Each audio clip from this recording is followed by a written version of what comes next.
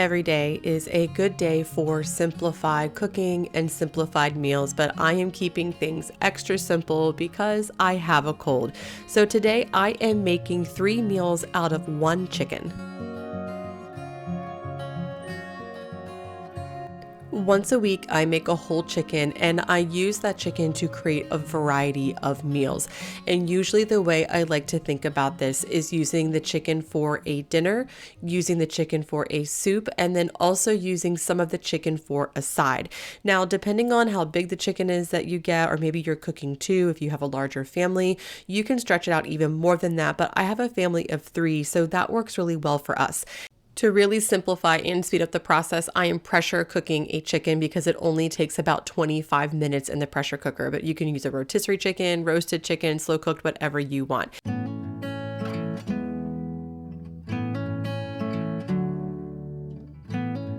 For the first meal, I am making a simple pizza with a sourdough crust. If you're not a sourdough aficionado, you can use whatever type of crust you want. And this is an example of how I use the chicken for a side because I don't really need a whole lot of chicken because that's just not how much meat I put on a pizza. And also this is a small pizza that I'm sharing with my 3-year-old daughter for lunch. So I like to make my pizza in a cast iron skillet. So I get the skillet nice and hot in the oven and then I put the dough in, add a little olive oil and some Italian seasoning. And then I bake it in the oven for just about 5 minutes or so just to let it firm up a little bit. And then I make my pizza as I normally would, adding the sauce and toppings. I want just a little tiny bit of dough so I can make the pizza. Can you get me a little dough, Mommy? Tomato sauce and cheese. Okay. Toppings on it. My 3-year-old was really excited about tomato sauce and cheese. Really, in my heart of hearts, what I wanted was a barbecue chicken pizza with that chicken that I made, but that's not what she wanted. So we compromised and we did pepperoni chicken and, of course, cheese. So once it's out of the oven and nice and browned on top, I'm just slicing things up. She, of course, ate hers plain. I put lacto-fermented red onions and lacto-fermented jalapenos on my pizza. So the jalapenos are actually from the garden. The onions are store-bought, but they're both fermented. I have recipes on my blog for fermented onions and peppers. I'll leave those in the description box below, but it's a really easy way to add a boost of nutrition to a simple meal like pizza. I already had the dough in the freezer, and of course, I already had the chicken cooked. So when all was said and done, this lunch took me about 15 minutes to make. Next up, I am making a chicken pasta bake with the meat from the chicken. And this is an example of how I use the chicken for a dinner. So the pizza is what I consider a side because it's just a little bit of chicken, but I'm using most of the meat for this dinner. So I sliced up some zucchini from the garden, and I'm also grabbing some cherry tomatoes from my garden too. I made the entire box of pasta because I want to use half of it for dinner and then half of it for the soup that I'm going to show you here in a few minutes.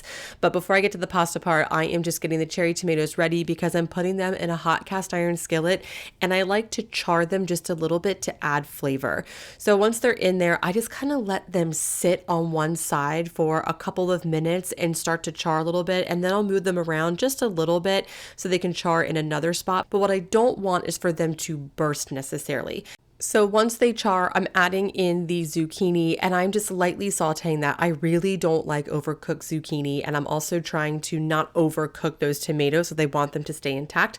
So once the zucchini is just barely cooked, I'm taking the cast iron skillet off the heat, and then I'm bringing in a new cast iron skillet that I'm actually going to make the meal in because I'm going to make this as a skillet bake.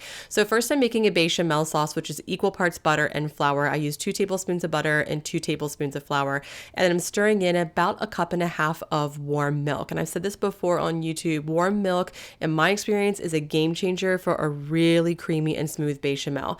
And then I'm seasoning the bechamel really lightly with a little bit of freeze-dried onion powder and garlic. You could add in cheese if you want to, but because I'm not feeling well, I just kept it really simple. And now I'm adding in the pasta, which I should note is cooked very al dente. So it's really important when you're making a pasta bake like this that you don't overcook those noodles because they're going to cook a little bit more in that bechamel. And then here comes the chicken. So this is meal 2 with the chicken. And then I covered it with some sourdough breadcrumbs. I'll leave a few links in the description box below for how to make sourdough breadcrumbs. And I put this in the oven for about 30 minutes at 350.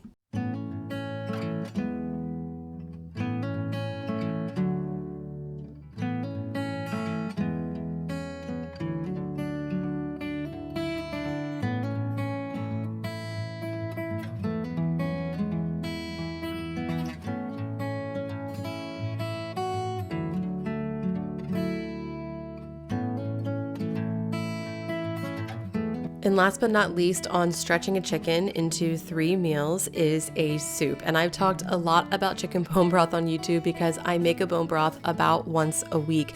But this is one of the best ways to not only stretch your money and your chicken, but to also use up a lot of things you have in your fridge that need to get used up. So I put the carcass in a pot with some water.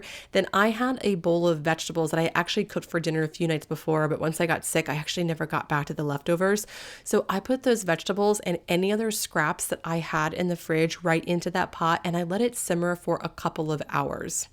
I'm making a lemon dill and pasta soup with this. And now I'm actually not putting any of the chicken meat in it because after the pizza and the pasta bake, I don't have any meat left. Like I said, it was a small chicken. If you have a larger chicken, or if you made more than one, you could definitely add more meat into the soup. But I just didn't have any, which is fine by me because I like it fine without it anyway. So first I'm doing is just sauteing any vegetables that I'm putting into it. I didn't have a lot to put in the soup, so I have a little bit of carrot and some onion. And I'm sauteing those just so they can release their natural sweetness. Many times in my life, I have skipped this step. So if you are in a pinch, if you are feeling unwell and you don't feel like sauteing the vegetables, you really don't have to. It will taste better if you saute the vegetables, but I have skipped it a lot and it's totally fine. And speaking of cutting corners and hacks, one thing I feel like I should mention about bone broth is it freezes really well. So if you have a chicken carcass and you make bone broth, but you don't want to use it that day or that week, double bag it in freezer bags, lay it flat in your freezer, and then you can use it whenever you're ready. I just throw it right into the pot frozen and then let it defrost that way and make soup. But back to this soup. So I'm adding in a little bit of flour to the sauteed vegetables and letting it cook for a minute just to get that flour taste out. And then I am straining the broth right into the pot. I don't even really know how many cups of broth it is, and honestly, it doesn't really matter that much. I know I put 6 cups of water in to begin with, so I'd say it's probably somewhere between 4 and 5 cups of broth that's going in there. And then I'm bringing this to a boil, and while I'm waiting for it to boil, I'm zesting in a lemon, and then I'm taking that same lemon and slicing it and adding it into the soup. So this is, of course, where the lemon part comes in. Now, I will say in hindsight, I probably should have used half of the lemon. It was a lot of lemon flavor, which I think would be really good if I were to have cut it with a little bit of cream, but I did not on this day. I also remember that in the fridge, I had some kale from the garden. So I chopped some of that up and threw it in the pot too, just for a little bit of extra nutrition and to use up the ingredients that I have in my fridge.